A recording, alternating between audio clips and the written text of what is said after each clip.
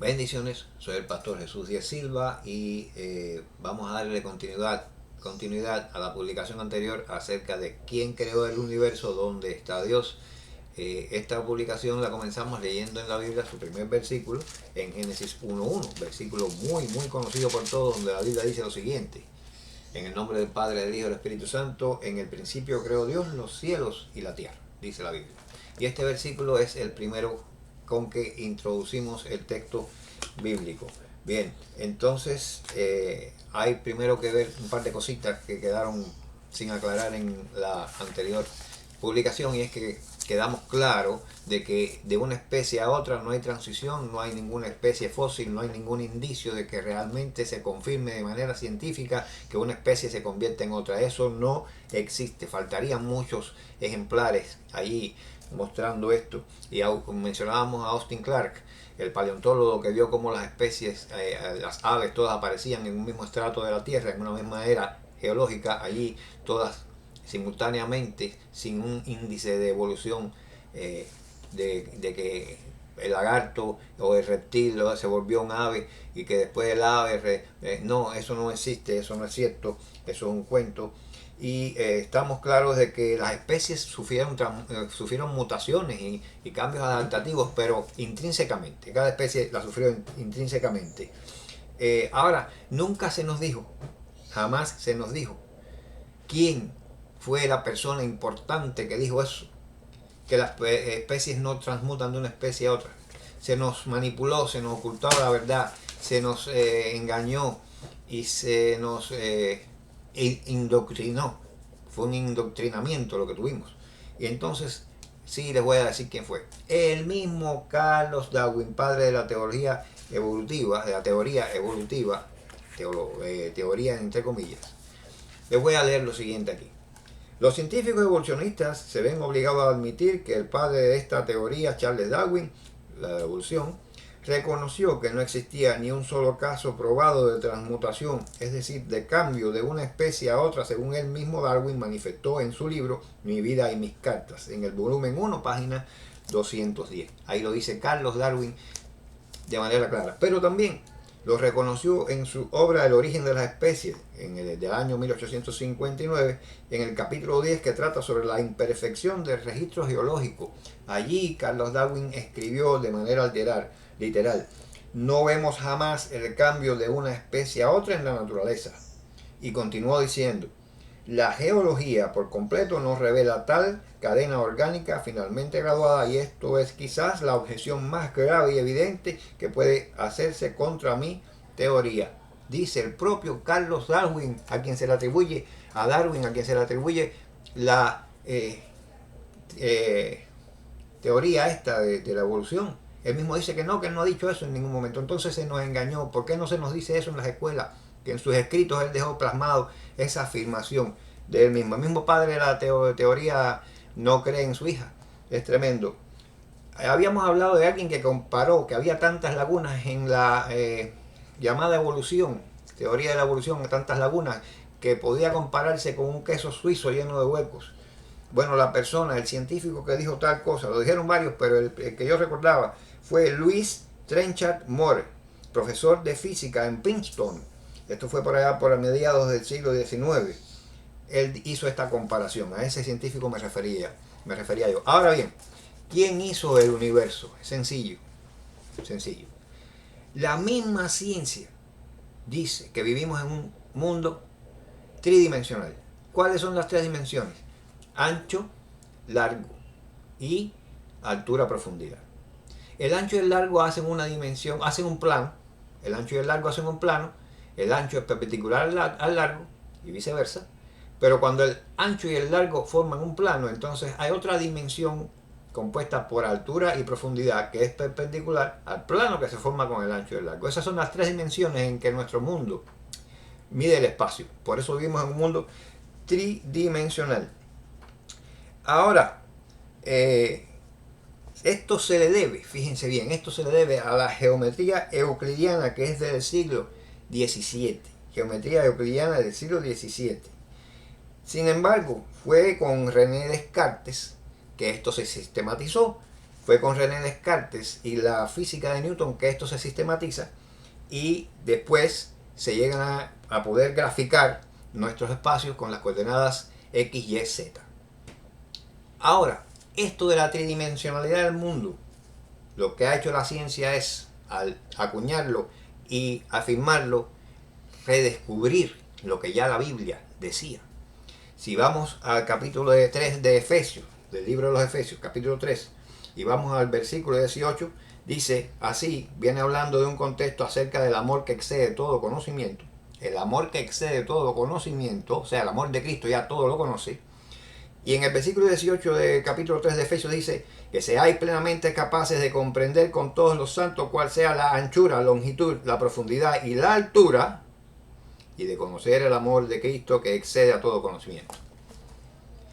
El conocimiento de nuestro mundo tridimensional ya lo está brindando la Biblia. Lo está diciendo, lo está reconociendo, antes que la ciencia lo afirmara como una verdad científica. El Génesis 1.1 sencillamente nos dice y nos reafirma lo que es otra cosa que la ciencia ha descubierto, que para que nuestro mundo exista como tal tiene que existir el tiempo, el espacio y la materia. Sin embargo, hay algo que se le llama singularidad cuántica, que es lo que dicen los científicos, que explotó cuando no había nada, y de esta singularidad cuántica que estalla es que se crea todo el universo. Dicen ellos que fue así. Bien, esa explosión pudo haber sido real, pero lo que los científicos no pueden explicar es dónde estaba, si no existía ni el tiempo, ni el espacio, ni la materia, qué era y dónde estaba lo que explotó. Sencillamente es Dios el origen de todo el universo, porque los científicos también han afirmado el principio de causa-efecto. Bueno, les voy a decir, ya este principio de causa-efecto se venía hablando, del principio de causa-efecto se venía hablando cuando Aristóteles formuló en su obra Metafísica la doctrina de las cuatro causas. Las cuatro causas.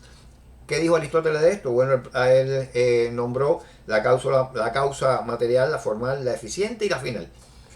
Y esto viene a resumirse en que todo efecto tiene una causa suficiente. Es decir, la ciencia reconoce, desde ya los tiempos de Aristóteles, la ciencia viene viendo y reconociendo que todo tiene una causa para un efecto. Y es una cadena continua.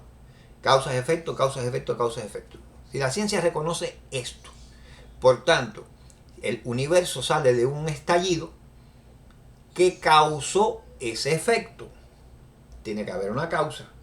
Ya habíamos visto en la primera publicación de este tema que el universo tiene características de inteligencia por tener leyes, designio leyes, diseño y designio. Eso lo plantea y lo afirma la psicología. Si en el universo hay leyes, diseño y designio, la causa del universo es Dios. La forma en que produjo el universo, por medio de un estallido, por medio de lo que fuera, pero el universo no salió de la nada, porque la nada, nada da, nada aporta. La nada para en nada. Y un caos no crea orden. Caos crea caos. Creer en la doctrina de la gran explosión es como que a mí me digan que una imprenta con miles de computadoras estalló y que al cabo de los X millones de años esas letras por azar vinieron a coincidir en crear un escrito con coherencia, con sentido. Eso no se lo cree nadie que esté viendo este video ahora mismo. Y eso es lo que nos quieren hacer creer con la causa de la gran explosión, de la singularidad cósmica que nadie explica qué cosa es ni dónde estaba. Ese era Dios. Fue Dios, la mente inteligente universal, que creó todas las cosas. Entonces, Aristóteles planteó esto, formuló estas cuatro causas y viene a la conclusión: todo efecto tiene una causa suficiente. Luego esto se oficializó con las leyes de Newton en el 1687. Ya quedó hecho oficial para la ciencia. Les voy a decir algo para ir terminando. La defensa de la fe cristiana, la apologética cristiana, defiende nuestra fe de una manera clara y convincente. Para creer no hace falta, no es necesario que haya una conciliación entre el razonamiento y la fe. No hace falta, porque la fe no contradice a la razón, pero es superior a ella. La fe es superior a la razón. Si la razón no fuera superior a la fe, no existe un Dios. Dioses somos nosotros. ¿Ok? Dice la Biblia en un lugar que Dios le dijo a los hombres, dioses sois. Pero si ustedes estudian bien y estudian el idioma en que se dijo eso, verán que es un eufemismo. Nosotros, para poder hablar Biblia, poder explicar Biblia, poder decir que estamos hablando lo que la Biblia dice, para hacernos pastores, evangelistas, predicadores, maestros, nosotros tenemos que pasar seminarios a veces hasta de 5 años, 6 años, para adquirir un conocimiento suficiente y verdadero de lo que la Biblia dice.